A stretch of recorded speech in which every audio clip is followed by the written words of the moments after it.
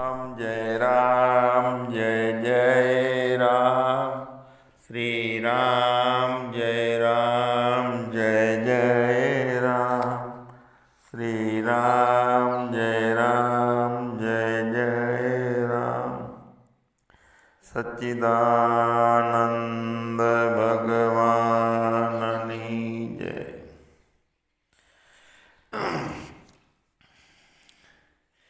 આપણો અહંકાર બહિર્મુખી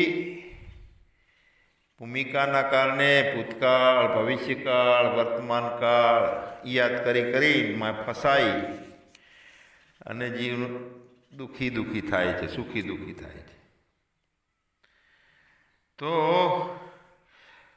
એના માટે આપણા શાસ્ત્રોમાં ખૂબ બધી આપણને આપેલી છે સમજો। યમ નિયમ પ્રાણાયામ પ્રત્યાહાર ધ્યાન ધારણા સમાધિ આ પણ છે। પતંજલિના યોગસૂત્રની વાતો કરી છે, સાધન ચતુષ્ટયની। પણ રામસુખદાસજી બાપાએ તો એક સરસ વાત કરી સાધન સુધા સિંધુમાં કે સબસે બડી ચૂપ મૌન થઈ જાઉં અને બધાને જોતા રહેવું। જે તત્વને પ્રાપ્ત કરવું છે તે થઈ જશે। તો એક પ્રશ્ન આવે છે કે આ બધું થઈ રહેલું છે તો એને ખોટું માનવાનું? તો ખોટું નથી માનવાનું, પણ ભૂતકાળને ભવિષ્યકાળને કાઢી મૂકવાનો એમાંથી વચ્ચેથી। જે આ ક્ષણે અભી હાલ એક ક્ષણ પછી નહીં ને એક ક્ષણ પહેલું નહીં, પણ જે આ ક્ષણે જે છે એ એકદમ પરફેક્ટ છે।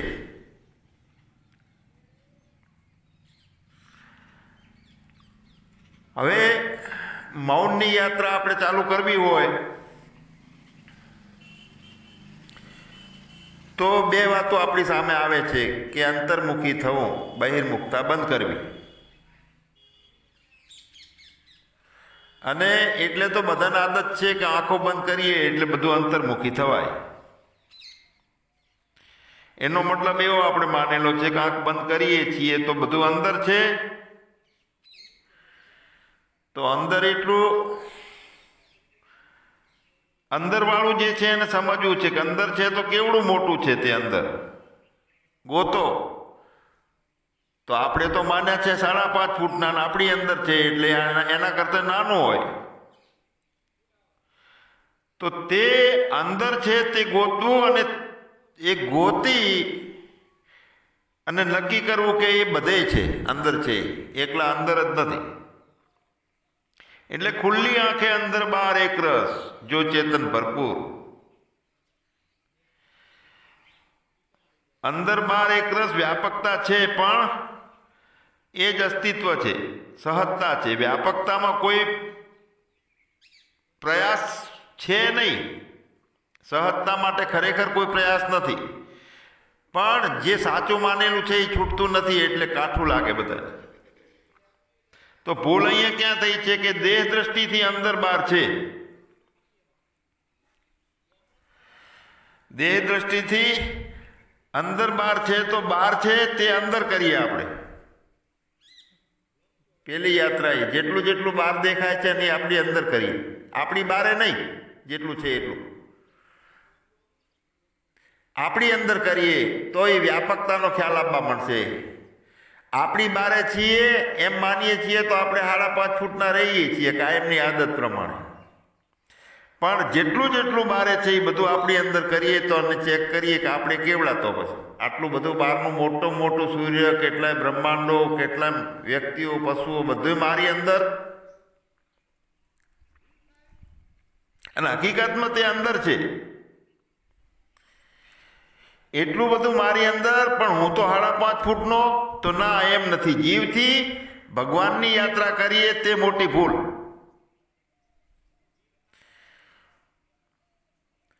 જીવને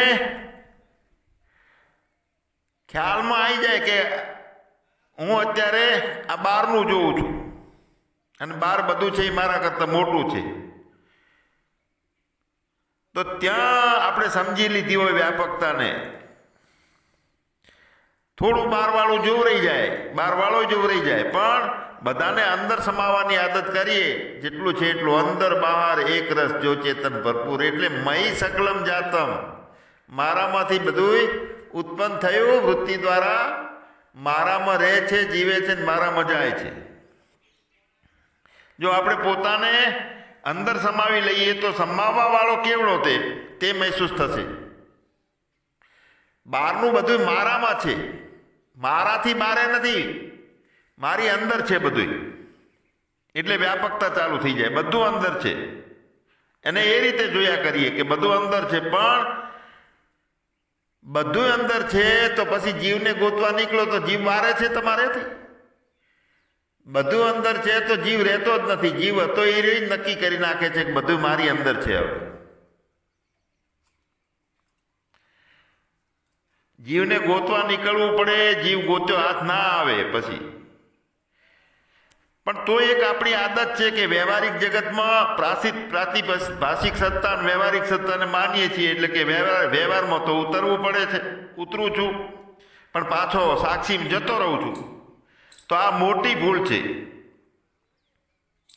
જીવ અને અસ્તિત્વ બે નથી, જીવ અને પરમાત્મા બ્રહ્મ બે નથી. એક ઊભું થઈ ગયું છે તે જાય, અને જે છે કાયમ ઊભું નથી થયું તે બચી રહે છે.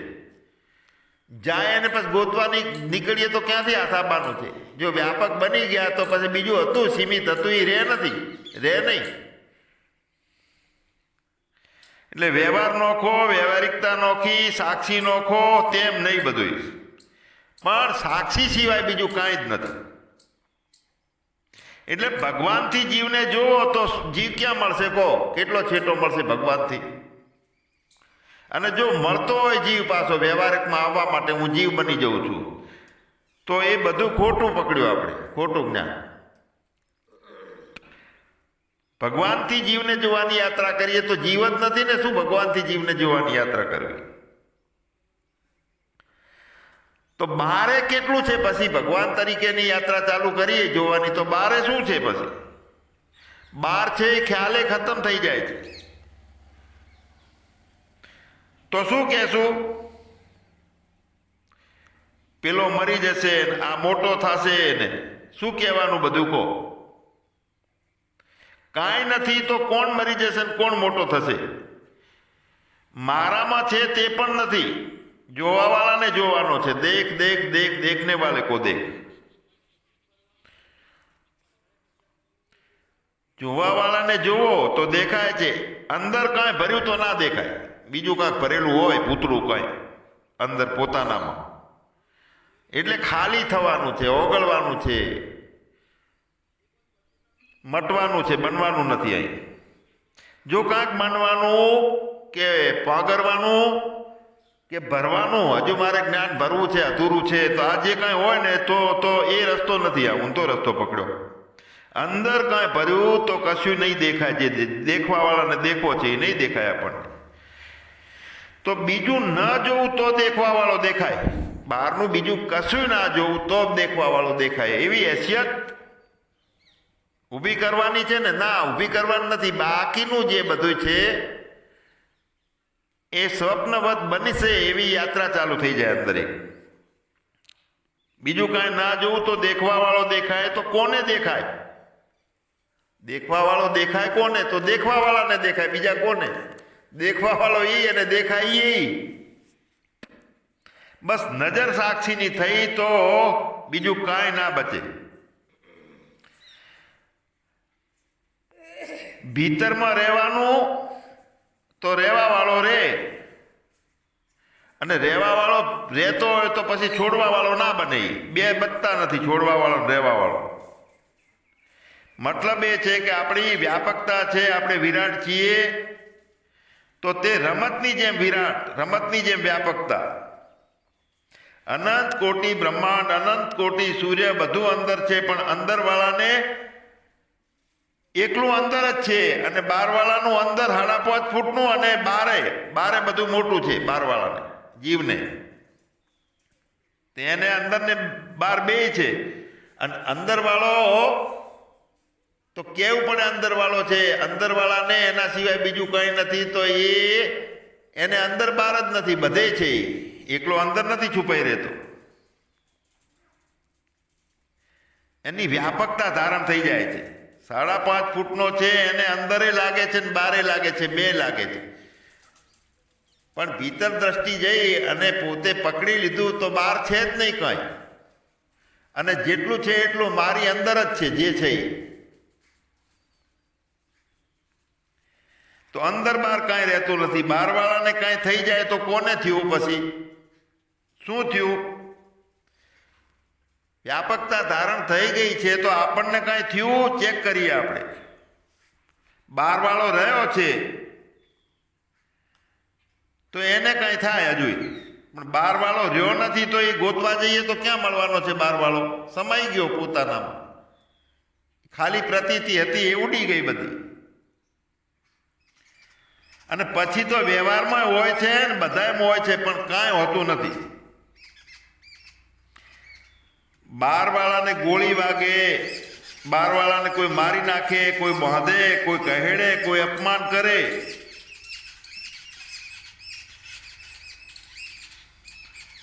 તો ક્યારે ચોટે? મન જો આપણું સીમિતમાં 5.5 ફૂટમાં રહેલું હોય તો ચોટે છે. એ જીવ ભાવ આપણો ઊભો રહ્યો હોય તો. અસીમમાં મન ખતમ થઈ જાય છે. 3 કાળમાં દેહ નથી તો તે પણ શું બોલવાનું રહે? પછી 3 કાળ તો વળી પાછા પહેરાડ્યા અને દેહને પહેરાડ્યો તો સબસે બડી ચૂપ, બધું ખોટું ઠરે છે. 3 કાળમાં દેહ નથી એ તો યાત્રામાં સાધકની વાત છે. અત્યારે આ તમારી સામે બોલ બોલ બોલ બોલ કરે છે તો કોણ તમારી સામે બોલે છે? કોઈ કહે છે કે સ્વામીજી છે, કોઈ કહે છે કે સારું જ્ઞાન છે, કોઈ કહે છે કે નથી મજા આવતી. પણ જ્ઞાન શું કહે છે? જ્ઞાન કહે છે કે કશું નથી, સ્વામીજી એ નથી, સારું નથી, નબળું નથી, કાંઈ નથી. એ સારો તો એના તરફ છે ને કે કાંઈ નથી. આટલા પ્રારબ્ધો છે, આમ જીવાય છે, આમ સારી રીતે જીવી લીધું, તો એ બધું બહારવાળાનું કોઈ બીજાનું કોઈનું આવું બધું વિચારવું છે જીવનું. ચક્રો જાગૃત કરવા છે, 6 ચક્રો. તો કયા ચક્રો ક્યાં બેઠા છે ચક્રો? આ બધા કોના છે એ ચક્રો? કેટલી પોખડીઓ વાળું કમળ ખીલંબું છે અંદરથી માય પહેરી જઈને, અને કુંડલી કેટલા ઓટા વાઢેલા છે તેને સીધી કરવી છે અંદર પહેરીને. આપણે જેને બહારથી આવેલાને પકડી રાખ્યો હોય તો તે બધું કરે, કરવા દો, એ જાણી લેશે, એને સંતોષ થશે, પછી સમાધાન થશે, પછી વાસ્તવિકતા ઉપર આવશે. જાણવા વાળો જો અંદર છે તો જણાઈ ગયા પછી અંદર જ રહે કે બધે થઈ જાય છે? જાણવા વાળો જણાઈ જાય તો એ અંદર રહે છે કે બધે થઈ જાય છે? અને બધે છે તો પછી કેવડો છે? તો અસીમ છે, અપરિચિત છે, ક્યાંય ટુકડો નથી. તો જ્યાં જ્યાં ચિત્ત ઊભું થાય છે ત્યાં ચાળા ઊભા થાય છે. બીજી વાત, અને ચિંતન જેટલું થાય છે, સંકલ્પો વિકલ્પો થાય છે તો ચિત્ત સાથે રહે છે. ચિંતન ન કરવું એટલે ચૂપ થવું, મતલબ બધી ઇન્દ્રિયોથી છેડા કાપવાના. બધી જેટલું તેટલું દ્રશ્ય પ્રપંચ છે બધાથી સંબંધ વિચ્છેદ કરી નાખો. તાકવાનું જ નહીં એટલે એમને મહત્તા મળે જ, એ બાજુ તાકવાનું જ નહીં. તો એવી રીતો કેમ રહેવાય હાવ તાક્યા વગર ઘોડાની જેમ? શરૂઆત કરીએ કે એને દરકિનાર કરીએ, કોઈ તાકવું નથી તો અસલ ધ્યાનની શરૂઆત થઈ જશે. સૂક્ષ્મથી એ સૂક્ષ્મ ચિંતનથી પણ વૃત્તિ રહે છે નાનકડી. તો કાંઈ ચિંતન ન કરવાનો ભાવ રહેવાથી વૃત્તિ પોતાની મેળે શાંત થઈ જાય છે. પાણીમાંથી કચરો જેમ શાંત થઈ જાય તેમ. જ્યાં પણ અસ્વીકાર આવે, નાગમતો આવે તો એમાં નહીં ઉતરવું, ઉપેક્ષા કરી દેવી. પરમ મૌનની સાધના કરવાનું આ ઉત્તમ સાધન, ઉપેક્ષા કરી દેવી. અને કાંઈ ચિંતન ન કરતા આપોઆપ કાંઈ આવી જાય ચિંતન, કોઈ સર્ગ ઊભો થઈ જાય તો એને મહત્વ નહીં આલવું. જો મહત્વ આલીએ છીએ એટલે સારું નબળું આવે છે, રાગ દ્વેષ આવે છે. ઓટોમેટિક સહજ પ્રક્રિયાથી જો ચિંતન થઈ જાય, મનનો સંકલ્પો વિકલ્પો થઈ જાય, તો રાગ દ્વેષ સારું નબળું કે બીજો કોઈ પણ જાતનો કોઈ મસાલો ભેળવવાનો નહીં. એમાં તટસ્થ રહી અને ઉપેક્ષા કરી દેવી. કેવી રીતે ઉપેક્ષા કરવી? તો મારામાં ક્યાં છે કશું ચિંતન કરવાનું નથી, પણ થઈ જાય તો કોઈ દોષ નથી. સહજ હવા પોતાની રીતે વહે છે, ઠંડી ગરમી વરસાદ બધું સહજ થાય છે. તો એ જે સહજ થાય છે એમાં આપણને કોઈ દોષ થાય છે?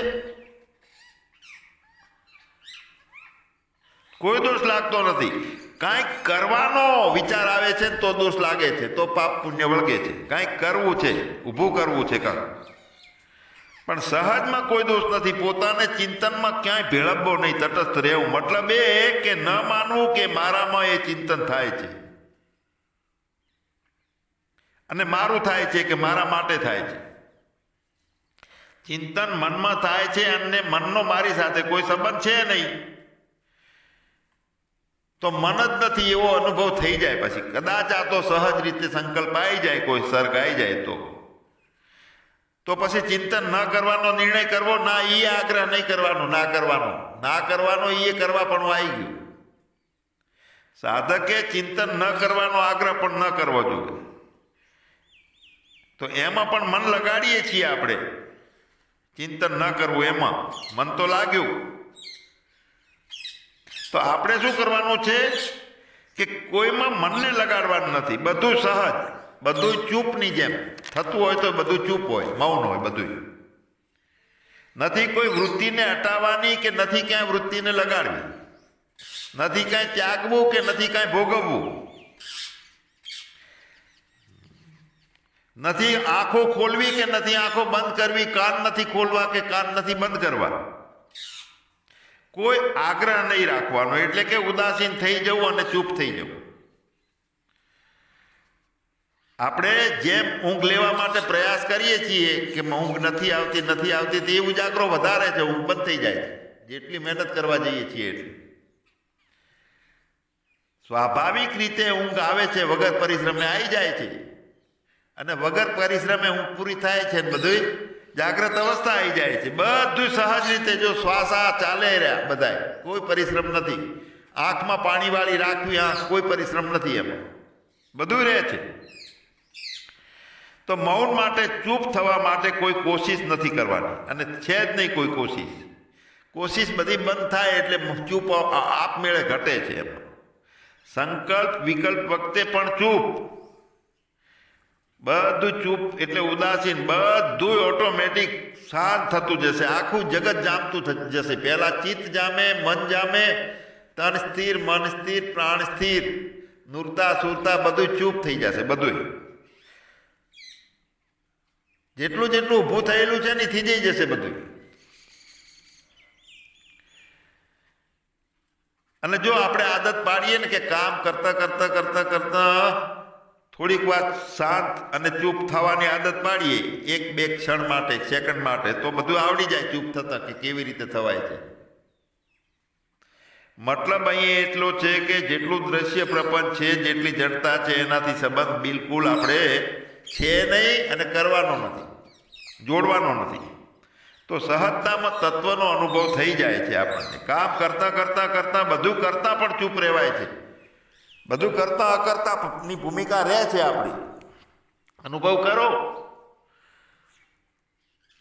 એક કામ કરતા હોઈએ બીજું કામ આવે તો કે હું અત્યારે ખાવા બેઠો છું, એટલે પણ સાંભળવામાં કોણ ના પાડે છે? મોઢું ખાય છે, કાનને સાંભળવા દો, કાંઈ ફોન આવે તો સાંભળી લો. તો બધું કરતા પણ ચૂપ રહેવાય છે, અને એ જ સમાધિ છે. એની સહજ અવસ્થા એટલે કોઈ બીજી એવી અવસ્થા નથી આ દેહની જેમ છે. એ બધી અવસ્થાઓ બધી છે એ પ્રકૃતિમાં હોય છે, પણ અવસ્થાતીત છે, એને અવસ્થા સહજ અવસ્થા આપણે કહીએ છીએ. એ સહજ સમાધિ છે. તો અવસ્થા કોઈ તત્વમાં નથી, પ્રકૃતિમાં હોય છે, પણ અહીંયા સહજ સમાધિ એટલે તત્વજ્ઞાન એને કહીએ છીએ, જીવન મુક્તિ કહીએ, ભગવત દર્શન કહીએ. જે જરૂર હોય તે આપણે જે માનીએ એ પ્રમાણે બધું મળી જાય છે એમાંથી, ચૂપમાંથી બધું. તો આ મતલબ અહીંયા લક્ષ્ય કરાવવાનું એક છે કે ચિંતન, મનન, ધ્યાન, એકાગ્રતા, સમાધિ બધાય તરફથી મોઢું ફેરવું લઈ અને બધાયથી પાર જે છે, દેખવા વાળો જે બધું દેખી રહેલો છે, જાણવા વાળો જે જાણી રહેલો છે, એ બધાને આ બધાને જે પ્રકાશિત કરી રહેલો છે એનું વાસ્તવિક એના તરફ દ્રષ્ટિ રાખવાની છે, બીજી બધી દ્રષ્ટિ હટાવવાની છે. સચ્ચિદાનંદ ભગવાનની જય. સદગુરુ દેવની